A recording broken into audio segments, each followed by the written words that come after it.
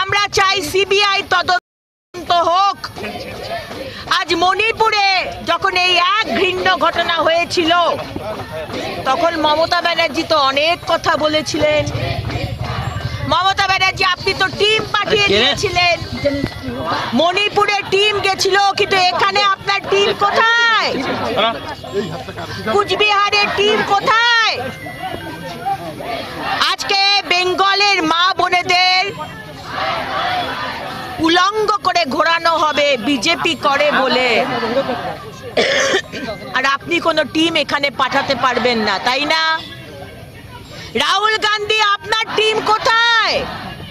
প্রিয়াঙ্কা গান্ধী, আপনার টিম কোথায়? মণিপুরের জন্য আপনাদের টিম ছিল, কুচবিহারের জন্য আপনাদের টিম নেই। আমরা এনসিডব্লিউ কে জানিয়েছি, ন্যাশনাল কমিশন ফর উইমেন কে জানিয়েছি। আজকে সন্ধ্যের মধ্যে national commission for women Delhi থেকে টিম আসছে আমাদের এই বোনের সঙ্গে দেখা করতে। মমতা ব্যানার্জি, আপনার তো ভোট ব্যাংক হচ্ছে সংখ্যালঘু, মাইনরিটি, মুসলিম। মুসলিমদের জন্য আপনি কোটি কোটি টাকা বরাদ্দ করেন সরকার থেকে, কিন্তু মুসলিম মা বোনেদের জন্য, তাদের সুরক্ষার জন্য আপনি কোনো ব্যবস্থা করেন না। সংখ্যালঘুদের ওপর একচেটিয়া আপনার অধিকার, সে অধিকার আমরা দেখেছি বকটুই। একটা মারাত্মক ঘটনা ঘটে গিয়েছে পশ্চিমবঙ্গে এবং কুচবিহার অঞ্চলে, এবং অভিযোগ সেখানে বিজেপির সংখ্যালঘু মোর্চার এক নেত্রী অর্থাৎ মুসলিম সম্প্রদায়ের এক মহিলার উপর মারাত্মক ঘটনা ঘটেছে।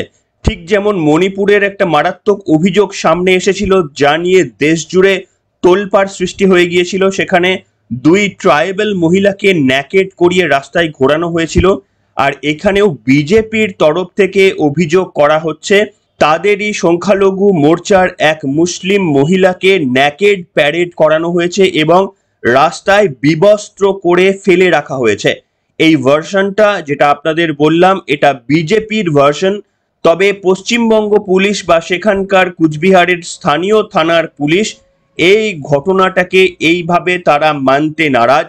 তাদের বক্তব্য এমন কোনো ঘটনা ঘটেনি, এবং যে ঘটনা ঘটেছে সেটা কার্যত পারিবারিক অশান্তি থেকে হয়েছে। ওই মহিলা, ওই মুসলিম মহিলা এবং তাদের গবাদি পশুদের ঘাস কাটা নিয়ে কোনো বিবাদ হয়েছিল, তার জেরেই এই ধরনের ঘটনা ঘটেছে। এর সঙ্গে রাজনীতির কোনো সম্পর্ক নেই বলে পশ্চিমবঙ্গ পুলিশের তরফ থেকে আপ্রাণ বোঝানোর চেষ্টা করা হচ্ছে। এবং এই খবরটা আপনাদের সামনে আমি করতাম না যদি না আনন্দবাজার পত্রিকা এই ধরনের খবর করত। আনন্দবাজার পত্রিকা কি লিখেছে সেটা আপনাদের দেখাবো, কি অভিযোগ সেটাও আপনাদের দেখাবো। কিন্তু প্রথমেই বলতে চাইবো, এই অভিযোগ সত্যি না মিথ্যা তা রাজ্যের পুলিশ প্রশাসন তারা খতিয়ে দেখে বলবে, তারপরে কিন্তু চূড়ান্ত সিদ্ধান্তে আসা যাবে। কিন্তু বিজেপির তরফ থেকে যে মারাত্মক অভিযোগ তোলা হয়েছে যে এক সংখ্যালঘু মহিলাকে বিবস্ত্র করে ন্যাকেড প্যারেড করানো হয়েছে এবং এর জন্য তারা সিবিআই তদন্তের দাবি করেছে। রাজ্য পুলিশ প্রশাসনের ওপর বিজেপি নেতৃত্ব এই মুহূর্তে ভরসা করতে নারাজ। এবং সব থেকে বড় বিষয় কি জানেন, যে যদি এই ঘটনার সত্যতা মেনে নিই তাহলে মণিপুর নিয়ে যে হই হট্টগোল হয়ে গিয়েছিল, ইন্ডিজোটের নেতৃত্বরা একেবারেই গলা ফাটিয়ে আওয়াজ তুলেছিলেন মোদী সরকারের বিরুদ্ধে, নরেন্দ্র মোদীর ইস্তফারও দাবি করেছিলেন অনেকে।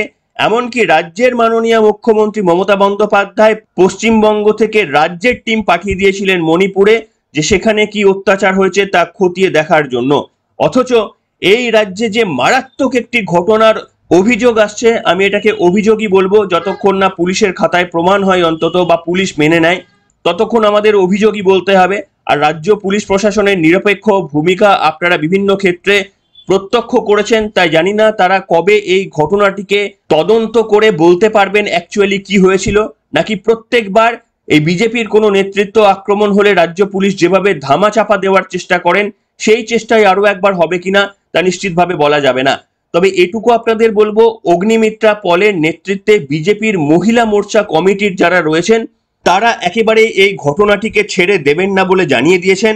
কেন ওই মহিলার ওপর আক্রমণ করা হলো, এমনিতেই আপনারা দেখুন বিজেপিকে সাপোর্ট করে সংখ্যালঘু সম্প্রদায়, এই সংখ্যাটা অত্যন্তই কম, এবং যেটা আমি বিভিন্ন মিডিয়া থেকে খবরগুলো শুনে জানতে পেরেছি যে ওই পাড়ায়, কুচবিহারের যে পাড়ায় এই ঘটনা ঘটেছে, সেই পাড়ায় সমস্ত সংখ্যালঘু যারা রয়েছেন তারা সকলেই তৃণমূলের সমর্থক। এই মহিলারই বক্তব্য আমি শুনেছি একটি মিডিয়ায়।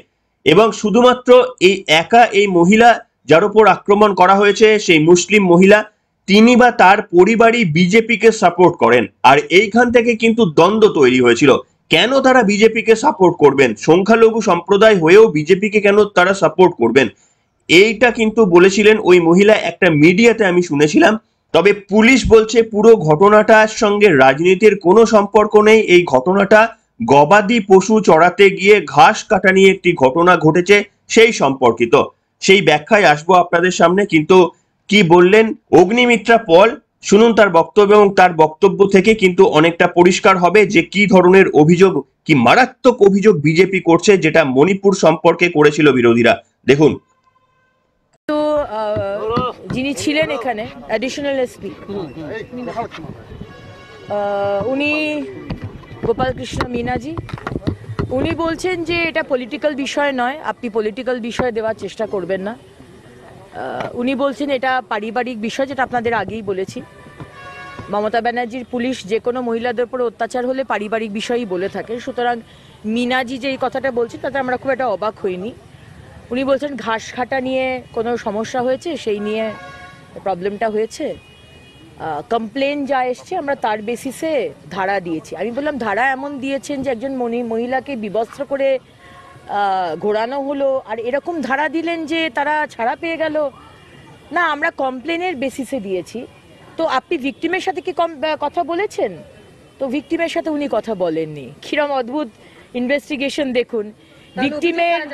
ভিকটিমের মায়ের সাথে কথা বলেছেন, ভিকটিমের ছেলের সাথে কথা বলেছেন, কিন্তু ভিকটিমের সাথে কথা বলেননি। অথচ ধারাগুলো দিয়ে দেওয়া হয়েছে, লঘু ধারা দিয়ে দেওয়া হয়েছে।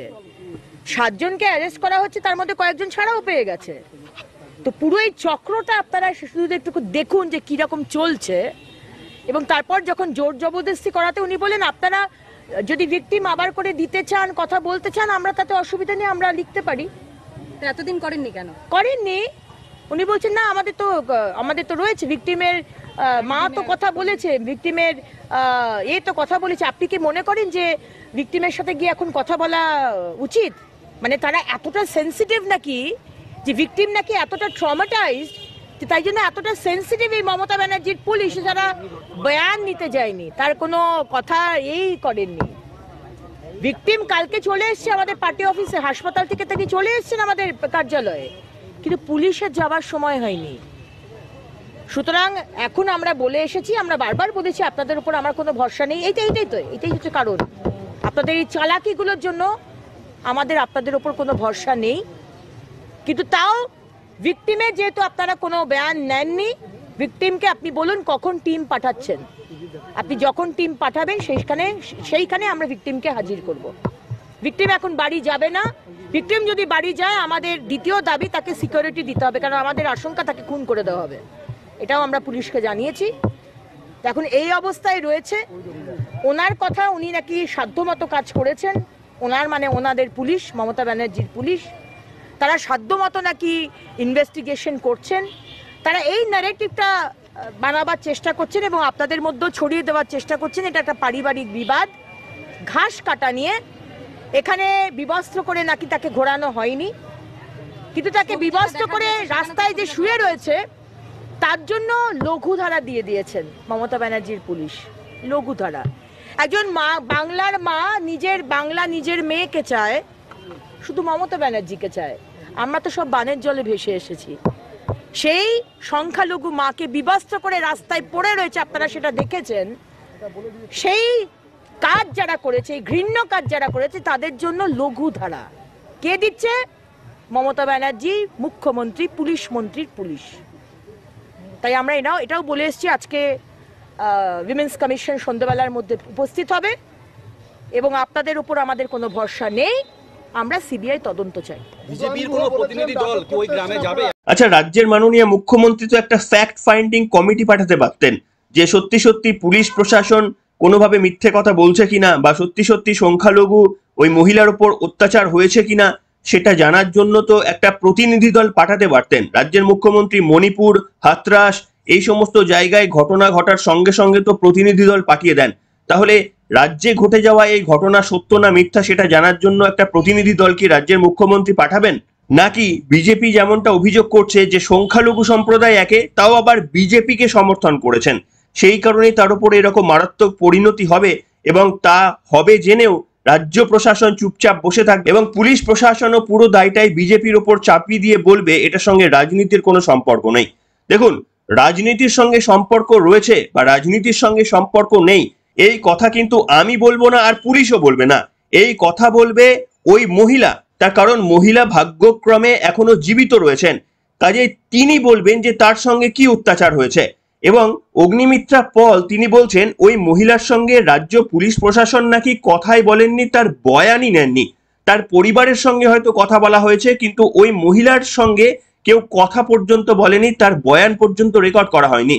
এবং ওই মহিলার সঙ্গে কথা বললেই পরিষ্কার হয়ে যাবে যে তার ওপর অত্যাচার হয়েছিল কিনা, তাকে বিবস্ত্র করে রাস্তায় ফেলে রাখা হয়েছিল কিনা, তাকে বিবস্ত্র করে প্যারেড করা হয়েছিল কিনা। কিছু ভাইরাল ছবি কিন্তু ইতিমধ্যেই নেট মাধ্যমে ঘুরতে শুরু করেছে।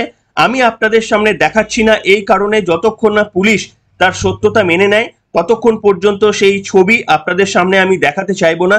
কিন্তু আমার সামনে কিছু ছবি এসেছে যেখানে অন্তত বোঝা যাচ্ছে যে একজন মহিলাকে ন্যাকেড প্যারেড করানো হচ্ছে কিংবা রাস্তায় উলঙ্গ অবস্থায় পড়ে রয়েছে, সেটা কিন্তু পরিষ্কারভাবে দেখা যাচ্ছে। আসুন আপনাদের এই প্রসঙ্গে, কোচবিহারের এই প্রসঙ্গে শুভেন্দু অধিকারী কি বলেছিলেন, কি মন্তব্য করেছিলেন তার বক্তব্য আপনাদের শোনাবো এবার। একটু আগেই কোচবিহার জেলা বিজেপির সভাপতি মাননীয় বিধায়ক সুকুমার রায়ের মোবাইল থেকে আমার সঙ্গে বোনের কথা হয়েছে, তার পাশে আমরা সবাই আছি এটা আমরা জানালাম। ভারতীয় জনতা পার্টির মহিলা বিধায়করা সোমবার দিন থেকে বিধানসভার গেটে আম্বেদকরজির মূর্তির কাছে বা পাশে এই অত্যাচারিতার পক্ষে ধর্নাতে বসবেন। শুনলেন বন্ধুরা শুভেন্দু অধিকারীর বক্তব্য, অর্থাৎ এই ব্যাপারটি নিয়ে তারা ছেড়ে দিতে চাইছেন না এবং ছেড়ে দেওয়ার তো উচিত নয়। তার কারণ মণিপুরের যে মারাত্মক ঘটনা ঘটেছে, যার জন্য আপনাদের মনে রয়েছে সংসদের পর সংসদ, লোকসভার আলোচনা একেবারেই স্থগিত করে দিয়েছিল বিরোধীরা, উত্তাল হয়ে গিয়েছিল লোকসভার আলোচনা। এবং আমরাও আপনাদের সামনে বারবার বলেছিলাম যে মহিলাদের ওপর এইরকম অত্যাচার মণিপুরে আমরা কোনোভাবেই সাপোর্ট করি না, বিরোধীরা যা করছেন একদম ঠিক করছেন, তাদের এই প্রতিবাদ হওয়া উচিত। কিন্তু যদি পশ্চিমবঙ্গে ওই ধরনের ঘটনা ঘটে তাহলে সেখানে প্রতিবাদ হবে না। তার কারণ হচ্ছে সেটা তৃণমূল সরকারের এগেনস্টে অভিযোগ রয়েছে বলে সেখানে কেউ মুখ খুলবেন না, কিংবা রাহুল গান্ধী তারা চুপ থাকবেন। তার মানে এনারা মহিলাদের ওপর অত্যাচার হচ্ছে এইটা তাদের বক্তব্য নয়। বিজেপির বিরুদ্ধে যদি কোনো অভিযোগ থাকে তাহলেই সেটা তারা হাতিয়ার করবে। মহিলাদের ওপর গোটা দেশ জুড়ে বিভিন্ন অত্যাচার হচ্ছে, এমনকি যে যে রাজ্যগুলিতে বিজেপি ক্ষমতায় নেই সেই অঞ্চলে মহিলাদের ওপর অত্যাচারের মাত্রা একেবারে চরমে পৌঁছেছে। কিন্তু সেগুলো ইন্ডিজোটের কোনো বক্তব্য নয়। ইন্ডিজোটের মাথা ব্যথার কারণ নয় যে মহিলাদের অত্যাচার, ইন্ডিজোটের মাথা ব্যথার কারণ হচ্ছে বিজেপিকে কোনোভাবে একেবারে মানুষের সামনে তুলে ধরা যে এদের রাজ্যে যদি কোনো ঘটনা ঘটে, বিজেপির কোনো নেতা যদি জড়িত থাকে, তাহলে তারা সকলে একসঙ্গে মিলে আবার দেখবেন একটি রাজ্যে ঘটনা ঘটলেও এদের ওপর আবার দেখবেন একতা থাকে, প্রত্যেকটি বিরোধী দল একেবারেই সবাই মিলে একসঙ্গে রাস্তায় নেমে পড়েন, এদের মধ্যে মারাত্মক ইউনিটি। বিজেপির বিরুদ্ধে কোনো ঘটনা ঘটলে এরা সবাই আবার জোটবদ্ধ হয়ে যায়। কিন্তু যখন এই রকম ঠিক একই ঘটনা মহিলাদের ওপর অত্যাচারের ঘটনার কথা আসছে, সেই একই ঘটনা সেই বিবস্ত্র করে ঘোরানোর মতো অভিযোগ, আমি অভিযোগে ধরে নিচ্ছি, আমি সত্য ধরছি না, তাহলে কেন একটা ফ্যাক্ট ফাইন্ডিং টিম পাঠিয়ে কংগ্রেস এটার সত্যতা প্রমাণের যাচাই করবে না তাদের ইন্ডিজোটের সমর্থক বলে? তা যদি হয় তাহলে আপনারা বুঝে নিন এই যে বিরোধী দল, এরা মহিলারা কত অত্যাচারিত হচ্ছে, আপনি কত দারিদ্রতার মধ্যে রয়েছেন, এটা তাদের কনসার্ন না। তাদের কনসার্ন হচ্ছে বিজেপিকে কোনোভাবে মেলাইন যদি করা যায় তাহলে সব রকম চেষ্টা এরা করবে, কিন্তু সত্যি মানুষের পাশে দাঁড়ানো সেই চেষ্টা জীবনে এরা করেনি, আর আজও বোধহয় এরা করবে না। আপনাদের দেখাতে চাইবো, ওই যে বললাম আনন্দবাজার পত্রিকায় প্রকাশ না পেলে এই খবরটা হয়তো আপনাদের সামনে আনতামই না, তার কারণ এর প্রাথমিক সত্যতা নিয়ে যেহেতু পুলিশ প্রশ্ন তুলেছে, তাই এই খবরটা আপনাদের সামনে আনিনি। কিন্তু আনন্দবাজার পত্রিকা দেখুন, আপনাদের দেখাচ্ছি কবে এটা। আনন্দবাজার 29শে জুন 16:56 অনলাইন ডিজিটালে আনন্দবাজারে এই খবর ছাপা হয়েছে। কি লেখা হয়েছে আপনাদের ছোট্ট করে পড়ি, তাহলে বুঝতে পারবেন যে যে অভিযোগের কথা বলছে সেটা কিন্তু একটা লিডিং নিউজ পেপার, তারাও কিন্তু তাদের সংবাদ মাধ্যমে ছেপেছে। কোচবিহারের মাথাভাঙায় বিজেপি সংখ্যালঘু নেত্রীকে বিবস্ত্র করে মারধরের ঘটনায় এবার নতুন অভিযোগ করলেন বিজেপি বিধায়ক তথা ওই দলের মহিলা মোর্চার নেত্রী অগ্নিমিত্রা পাল। তার অভিযোগ, মহিলা কর্মীকে মারধর এবং হেনস্থায় শুধু মহিলাই নয়, জড়িত ছিলেন পুরুষরাও। সিবিআই তদন্তের দাবি করে তিনি শাসক দলকে একহাত নিয়েছেন। অন্যদিকে তৃণমূল তাদের দাবিতে অটল। তাদের দাবি, একটি পারিবারিক ঘটনায় রাজনীতির রং দিতে চাইছে বিজেপি। আসুন আরো কিছুটা পড়ে দিই। নির্যাতিতা নিজে বিজেপির সংখ্যালঘু মোর্চার জেলা কমিটির সদস্য। অভিযোগ, মাথাভাঙার রুইডাঙ্গা এলাকায় তিনি মাঠে ছাগল চড়াতে গিয়েছিলেন। সেই সময় তাকে গালিগালাজ করে মারধর করেন কয়েকজন মহিলা, এমনকি তাকে বিবস্ত্র করে পেটানো হয়।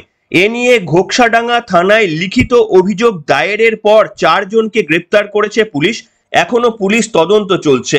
এবং যেটা অগ্নিমিত্রা পলের কাছ থেকে জানা গিয়েছে, ওই মহিলাকে শুধু বিবস্ত্র করে মারধর করা হয়েছে এমনটা নয়, তাকে ন্যাকেড প্যারেড করানো হয়েছে বলে বিজেপির তরফ থেকে অভিযোগ করা হয়েছে। এবং মাথায় রাখবেন, তিনি প্রথমত মহিলা এবং সংখ্যালঘু সম্প্রদায়ের মহিলা, তারপরেও তার উপর এই বর্বরচিত অত্যাচারের অভিযোগ আসছে। এবং আরো একটি বিষয় আপনারা মাথায় রাখবেন, অগ্নিমিত্রা পল এক জায়গায় বলছিলেন যে পুলিশ যাদেরকে গ্রেপ্তার করেছেন তাদেরকে নাকি লঘু ধারায় মামলা করা হয়েছে তাদের বিরুদ্ধে, এবং ইতিমধ্যেই কয়েকজনকে নাকি ছেড়েও দেওয়া হয়েছে। মারাত্মক অভিযোগ করেছিলেন অগ্নিমিত্রা পল। আপনারা শুনেছিলেন। আরো একটি অগ্নিমিত্রা পলের বক্তব্য শোনাবো আপনাদের, শুনুন। শুনলেন বন্ধুরা, আরো একবার আপনাদের বলবো যে যেহেতু পুলিশ প্রশাসনের তরফ থেকে কন্টিনিউয়াসলি এই ঘটনাটাকে অস্বীকার করা হচ্ছে, বলা হচ্ছে যে এই ঘটনার সঙ্গে রাজনীতির কোনো সম্পর্ক নেই, ঘাস কাটা নিয়ে দুই পরিবারের মধ্যে ঝামেলা, কিন্তু বিজেপির তরফ থেকে স্পষ্ট দাবি করা হচ্ছে ওই মহিলাকে এবং সংখ্যালঘু সম্প্রদায়ের ওই মহিলাকে একেবারেই ন্যাকেড প্যারেড করানো হয়েছিল, বিবস্ত্র অবস্থায় মারা হয়েছিল এবং তাকে রাস্তায় ফেলে মারা হয়েছিল। তাই এই পর্বটিকে আপনারা সেইভাবেই শুনবেন। তার কারণ হচ্ছে, যতক্ষণ না পুলিশ বলছে বা পুলিশ প্রাথমিকভাবে অভিযোগের সত্যতা মেনে নিচ্ছে, ততক্ষণ পর্যন্ত আমরা ইউটিউবার হয়ে একেবারেই বলতেই পারি না যে এই ঘটনা 100% সত্য। আবার যেহেতু বিজেপি বিরোধী দল, তাদের অভিযোগও একেবারেই ধূলিসাৎ বা উড়িয়ে দিতে পারি না যে তারা সর্বৈবভাবে মিথ্যে কথা বলছেন। তারা ঘটনার সত্যতা না থাকা সত্ত্বেও সিবিআই তদন্তের দাবি করবেন, এমনটাও কিন্তু আমরা ভাবতে পারি না। সর্বশেষ যে ভিডিওটা দেখিয়ে আজকের পর্ব শেষ করব সেটা হচ্ছে সুকান্ত মজুমদার। তিনি ওই আক্রান্ত মহিলার সঙ্গে কথা বলেছেন, কথা বলে তার শারীরিক অবস্থা সম্পর্কে খবর নিয়েছেন। সেই ভিডিও আপনারা দেখুন। এত কিছু ঘটনা, এটা পুলিশের বয়ানটাও যেমন আমরা কনসিডার করেছি, তেমনি বিজেপিও যে মিথ্যা কথা বলছে এটাও কিন্তু আমরা বলতে পারবো না, এবং এটা মানাটাও যথেষ্টই কষ্ট। তার কারণ রাজ্য পুলিশের বিভিন্ন ক্ষেত্রে ভূমিকা আপনারাও দেখেছেন, আমরাও দেখেছি। দেখুন সুকান্ত মজুমদারের সঙ্গে ওই মহিলার বক্তব্য, এবং এটা শুনতে শুনতেই আজকের পর্ব এখানেই শেষ করব।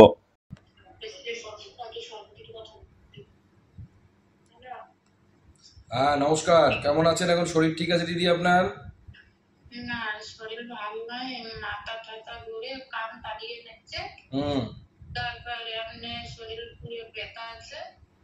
আর সেগুলো করে আমার ফসলাইছে, ওগুলো করে গায়ে মটন খুবই গেছে না। আচ্ছা, পুরো যন্ত্রণা আছে, মানুষের আমাদের সহ্য হয় না, মাথাটা মগজ উড়িয়ে যাচ্ছে।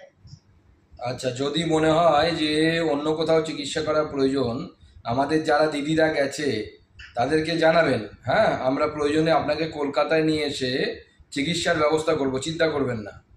ঠিক আছে? এই দিদিদেরকে জানাবেন, পার্টি আপনার পাশে আছে একদম, আপনি একদম চিন্তা করবেন না কোনোভাবে। হ্যাঁ, ঠিক আছে? ঠিক আছে।